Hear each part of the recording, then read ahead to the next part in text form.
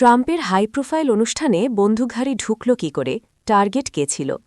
ওয়াশিংটনে একটি বিলাসবহুল হোটেল, হাজারো ভিআইপি অতিথি, আর ঠিক সেই সময় হঠাৎ শোনা গেল গুলির শব্দ।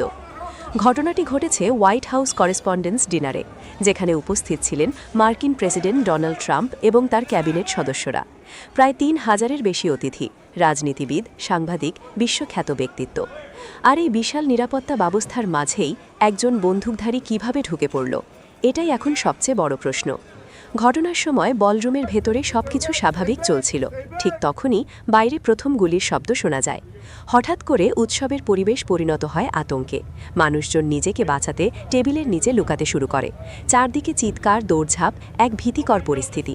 কিন্তু সবচেয়ে অবাক করা তথ্য হলো, হামলাকারী হোটেলের বাইরের কেউ ছিল না। সে ছিল হোটেলেরই একজন নিবন্ধিত অতিথি, ৩১ বছর বয়সী কোল টমাস অ্যালেন, যিনি ক্যালিফোর্নিয়া থেকে এসেছিলেন। তিনি আগে থেকেই একটি রুম ভাড়া নিয়েছিলেন। অর্থাৎ এই হামলা হঠাৎ নয়, বরং পরিকল্পিত হতে পারে। এখন তদন্তকারীরা খতিয়ে দেখছে, সে কি আগে থেকেই দীর্ঘ সময় ধরে এই হামলার প্রস্তুতি নিচ্ছিল। আর সবচেয়ে গুরুত্বপূর্ণ প্রশ্ন, তার টার্গেট কে ছিল? কারণ ওই সময় একই ভবনে ছিলেন প্রেসিডেন্ট ট্রাম্প নিজেও। যদিও এখনও নিশ্চিত নয় তিনি সরাসরি টার্গেট ছিলেন কিনা, তবে ঘটনাটির গুরুত্ব এতেই অনেক বেড়ে গেছে। নিরাপত্তা বাহিনীর ভূমিকা এখানে ছিল অত্যন্ত গুরুত্বপূর্ণ। ফেডারেল ব্যুরো অফ ইনভেস্টিগেশন এবং ইউনাইটেড স্টেটস সিক্রেট সার্ভিস দ্রুত অ্যাকশনে যায়। কয়েক সেকেন্ডের মধ্যেই হামলাকারীকে নিষ্ক্রিয় করা হয়। তবে এই অভিযানে একজন নিরাপত্তা কর্মী গুলিবিদ্ধ হন। বর্তমানে তিনি হাসপাতালে চিকিৎসাধীন। এই ঘটনার পর ওয়াশিংটনের নিরাপত্তা ব্যবস্থা নিয়ে বড় প্রশ্ন উঠেছে, কারণ এত উচ্চ পর্যায়ে নিরাপত্তা থাকা সত্ত্বেও কিভাবে একজন ব্যক্তি অস্ত্র নিয়ে এত কাছে চলে আসতে পারল।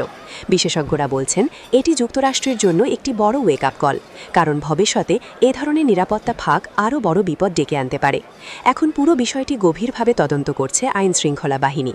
হামলাকারীর উদ্দেশ্য, তার যোগাযোগ, সবকিছু খতিয়ে দেখা হচ্ছে। বিশ্ব এখন তাকিয়ে আছে এই ঘটনার পর আমেরিকা কিভাবে তাদের নিরাপত্তা ব্যবস্থা আরও শক্তিশালী করে, কারণ এই প্রশ্নের উত্তরই নির্ধারণ করবে ভবিষ্যতে নিরাপত্তা বাস্তবতা।